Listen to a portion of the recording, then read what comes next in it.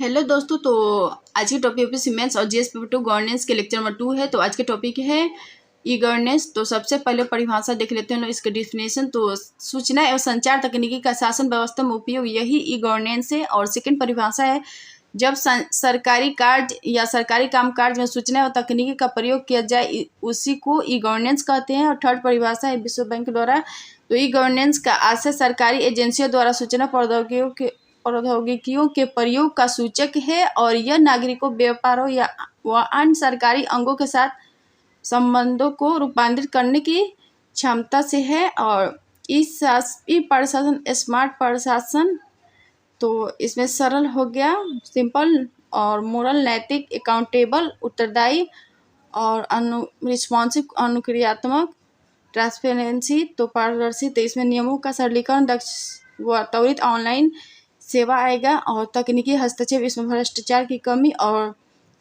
उत्तरदायी में लोक सेवकों के जवाबदेहिता सुनिश्चित और अनुक्रियात्मक सेवा आपूर्ति सरल व कारगर। और पारदर्शी में आरटीआई आएगा। ई गवर्नेंस का अर्थ कभी आ जाए क्वेश्चन में तो आप लोग लिख सकते हैं, ई गवर्नेंस का अर्थ क्या है। तो ई शासन सूचना तथा लेन देन संबंधी आदान प्रदान में दक्षता, प्रभावशीलता, पारदर्शी और जवाबदेही को रूपांतरित करने की सूचना तथा संचार प्रौद्योगिकियों का अनुप्रयोग है। और ई प्रशासन में अंतरक्रियाएं, तो भारतीय द्वितीय प्रशासनिक सुधार आयोग की एक रिपोर्ट है, promoting e governance the smart way forward, तो 2008 की रिपोर्ट है। और ई प्रशासन में चार प्रकार की अंतरक्रियाएं, ई प्रशासन के 4 अंतरक्रियाएं। तो फर्स्ट है सरकार की नागरिकों के साथ जैसे संबंध हो गया, और सरकार की व्यापार के साथ। और थर्ड है सरकार के साथ और सरकारी कर्मचारियों के साथ। तो इसमें सरकार के नागरिकों के साथ, नागरिकों को प्रभावी लोक सेवा वितरण। और सेकंड है सेवाओं की गुणवत्ता उच्च और सार्वजनिक सेवाओं तक आसान पहुंच। सरकार के व्यापार के साथ देखेंगे लोग, तो इसमें ईज ऑफ डूइंग बिजनेस, लाल फीताशाही की कमी और भ्रष्टाचार की कमी। और सरकार के साथ देखेंगे तो सरकारी एजेंसियों के मध्य समन्वय। और सेकंड है केंद्र, राज्य और स्थानीय सरकार के मध्य समन्वय। और सरकार के कर्मचारियों के साथ देखेंगे तो इसमें सरकार के कर्मचारियों के साथ नियमित अंतरक्रियाएं। ई गवर्नेंस के लाभ में देखें तो बेहतर सेवा, दक्षता प्रबंधन और सशक्तिकरण, भ्रष्टाचार की कमी और लागत में कमी, सुशासन और समय की बचत, राजस्व में वृद्धि, समन्वय, लाल फीताशाही में कमी और कामकाजी कटौती। तो ये ई गवर्नेंस के लाभ है। और ये ई प्रशासन के उद्देश्य है, तो नागरिकों के बेहतर सेवा प्रदान करना, पारदर्शिता स्थापित करना, जवाबदेहिता स्थापित करना और सूचनाओं के माध्यम से लोगों को सशक्त बनाना और शासन के दक्षता में सुधार करना, व्यापार को बढ़ावा देना, उद्योग में बढ़ावा देना, इंटरफेस में सुधार करना। तो ई गवर्नेंस के ये उद्देश्य हैं। और ई प्रशासन के लाभ, तो नागरिकों को सरकारी सेवाओं को बेहतर आपूर्ति, व्यापार और उद्योग के साथ अनंत अंतरक्रियाएं और सूचना तक पहुंच के माध्यम से नागरिकों को सशक्तिकरण और अधिक दक्ष सरकारी प्रबंधन और प्रशासन में अल्प भ्रष्टाचार, प्रशासन पारदर्शिता की वृद्धि और नागरिकों को व्यापारों हेतु व्यापक सुविधा, लागत कटौती व राजस्व वृद्धि, सरकार की वैधता में कमी और लाल फीताशाही व कागजी कार्यवाही में कटौती, सुशासन में नागरिक भागीदारिता, लोक प्राधिकारियों के व नागरिक समाज के मध्य संबंध सुधार। ई प्रशासन के पहले कौन कौन से हैं, तो डिजिटल भारत राष्ट्रीय ई प्रशासन कार्य योजना हो गया, और ई क्रांति सेवाओं का इलेक्ट्रॉनिक वितरण और भूमि संबंधी रिकॉर्ड का कंप्यूटरीकरण। और माई गवर्नमेंट ये वेबसाइट है, जैसे कि आप लोग जानते हैं, ये सरकार व नागरिकों के मध्य संपर्क सूत्र, ये परिचय या वार्ता ब्लॉग द्वारा, या कोई भी जनता यहाँ पे अपना बात रख सकते हैं कोई समस्या से रिलेटेड।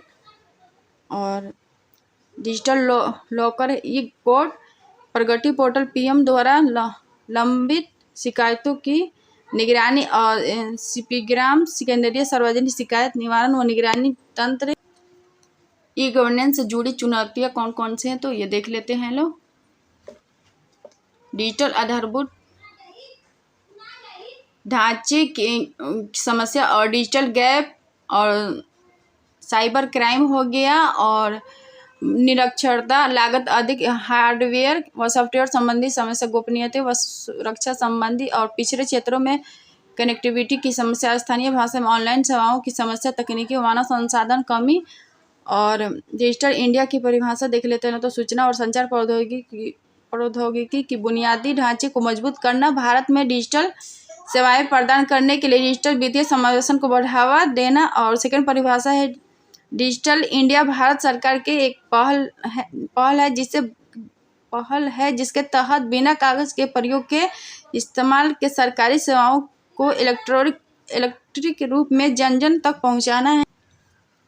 डिजिटल इंडिया में क्या क्या आते हैं तो डिजिटल अर्थव्यवस्था हो गया और वित्तीय समावेशन हो गया और टोल टैक्स हो गया, शिक्षा, व्यापार, स्वास्थ्य और ई कॉमर्स, मोबाइल भुगतान, पर्यटन हो गया, आयुष्मान भारत योजना हो गया। और डिजिटल इंडिया के स्तंभ कौन कौन से तो आधारभूत ढांचे का निर्माण करना और इलेक्ट्रॉनिक रूप में सेवाएं जनता तक पहुंचाना, डिजिटल साक्षरता हो गया और इस डिजिटल साक्षरता में ब्रॉडबैंड बनाने पड़ेंगे और सभी तक मोबाइल उपलब्ध कराना और सभी तक इंटरनेट उपलब्ध करना, ई गवर्नेंस लाना पड़ेगा और ई क्रांति लाना पड़ेगा, सभी के लिए सूचना उपलब्ध कराना और आईटी के लिए रोजगार उपलब्ध कराना, इलेक्ट्रॉनिक मैन्युफैक्चरिंग। तो ये डिजिटल साक्षरता में आएगा टॉपिक सब। ई क्रांति की परिभाषा तो हम इस तरह से प्रौद्योगिकी का विकास करें जिससे व्यापक स्तर पर सभी तक इलेक्ट्रिक सेवाओं की पहुंच इलेक्ट्रॉनिक या डिजिटल माध्यम से सभी तक पहुंच सुनिश्चित हो सके।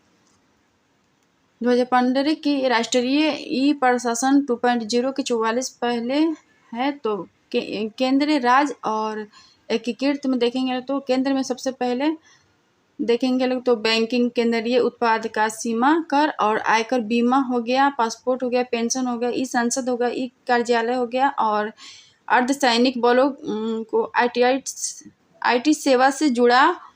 और राज्य में देखेंगे तो कृषि, डिजिटल डिजिटल जिला हो गया और भूमि रिकॉर्ड, ई पंचायत हो गया, ई पुलिस हो गया और सड़क परिवहन, स्वास्थ्य, पीडीएस हो गया और महिला एवं बाल विकास।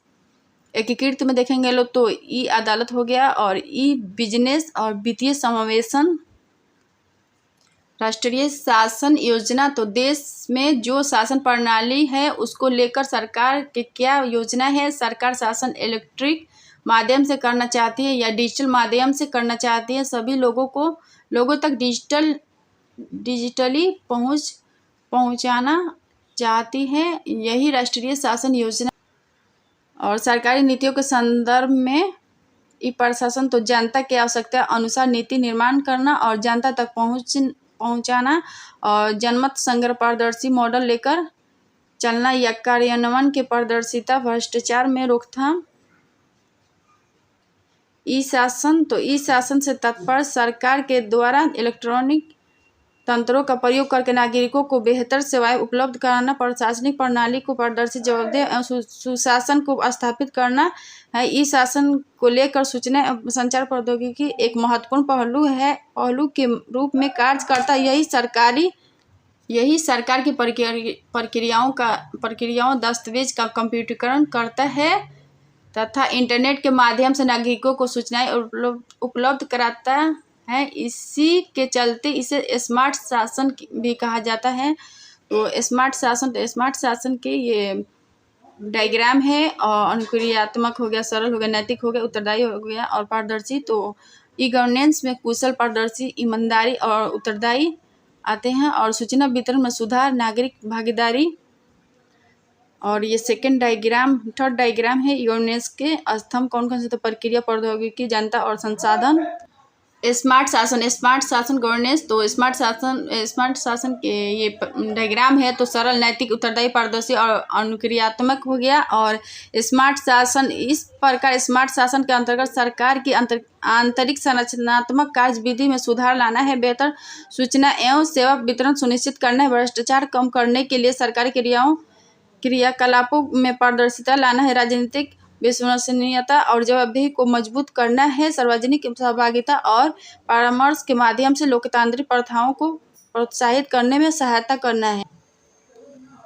ई शासन और सरकार। ई सरकार एक समुचित अवधारणा है जो सिर्फ सरकार के प्रबंधकीय क्षमता को प्रदर्शित करता है, जबकि ई शासन एक व्यापक अवधारणा है जिससे सुशासन के उपकरण के रूप में देखा जाता है तथा इसका लक्ष्य पारदर्शिता, जवाबदेहिता, नागरिक सशक्तिकरण तथा लोक नीति में भागीदारी है। और इस सरकार में मुख्य भूमिका सरकार एवं उनसे जुड़ी संस्थाओं की होती है जिनका उद्देश्य नागरिकों को बेहतर सेवाएं देना, जबकि ई शासन में सरकार के अतिरिक्त बाजार तथा सिविल सोसाइटी की महत्वपूर्ण भूमिका में होते हैं। ये लोग नीति के निर्माण, निर्धारण, कार्यान्वयन एवं मूल्यांकन में सरकार की भागीदारी होते हैं। ई सरकार के तहत गुणात्मक या गुणवत्तापरक सेवा प्रदान करने का लक्ष्य होता है, जबकि ई शासन के अंतर्गत सेवा प्रदान करने के साथ साथ विकास, अधिकार और सहभागिता के लक्ष्य को प्राप्त किया जाता है। और इस शासन के संचरण सेवा, तो इस शासन के अंतर्गत इसे बेहतर बनाने को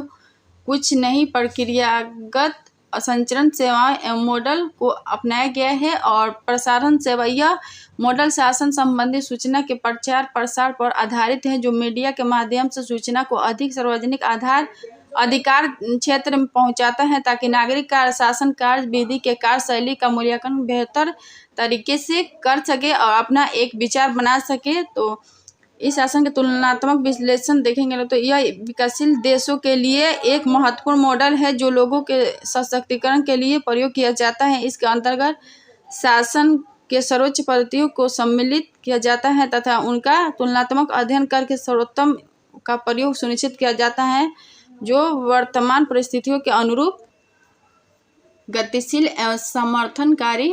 तो यह मॉडल सिविल समाज की भूमिका को महत्वपूर्ण बनाता है। यह सूचना के योजनाबद्ध व निर्देशित प्रवाह पर आधारित है जिससे एक समवर्गीय समाज का निर्माण हो सके, जिसमें एक समान मूल्य और समस्याओं को मिलकर सामना किया जाए। इसके लिए एक आभासी समुदाय का निर्माण करना है जो नेटवर्किंग द्वारा विचार, विशेषज्ञता और संसाधन को संचित करेगा और उनको बेहतर प्रयोग को भी अनुनय क्रिया सेवा। तो यह मॉडल शासन क्रिया विधि में व्यक्तियों की प्रत्यक्ष सहभागिता के लिए मार्ग खोलता है और तथा सूचना एवं संचार प्रौद्योगिकी के माध्यम से निर्णय प्रक्रिया विधियों में अधिक वास्तविकता और पारदर्शिता लाता है। इसके अंतर्गत ई निर्वाचन प्रणाली, शिकायतों का ऑनलाइन निवारण जैसी प्रक्रियाओं को संचालित किया जाता है। न्यूनतम साझा कार्यक्रम। ई गवर्नेंस के अंतर्गत सरकार के न्यूनतम साझा कार्यक्रम को स्वीकार किया जिसके माध्यम से देश के लोगों के प्रति एक जवाबदेह शासन प्रणाली को स्थापित करना था जो भ्रष्टाचार मुक्त हो और पारदर्शी हो तथा जनता के प्रति संवेदनशील हो। राष्ट्रीय ई गवर्नेंस योजना। तो इस योजना के अंतर्गत केंद्र, राज्य और समाज सेवा केंद्र 3 महत्वपूर्ण पहलू हैं जो प्रभावकारी सूचना वितरण के आधारभूत अंग हैं। इसके माध्यम से केंद्र राज्य के मध्य संचार प्रणाली को बेहतर बनाना तथा निकायों से सूचना प्रसारण के तीव्र करना था और उच्च से निम्न अधिकारियों के मध्य बेहतर सामंजस्य तथा कर्मचारियों के कंप्यूटर, इलेक्ट्रॉनिक इत्यादि का प्रशिक्षण भी देना था जिसके द्वारा सभी सरकारी दस्तावेजों एवं कार्यालयों को कंप्यूटरीकरण के द्वारा दूसरे से जोड़ा।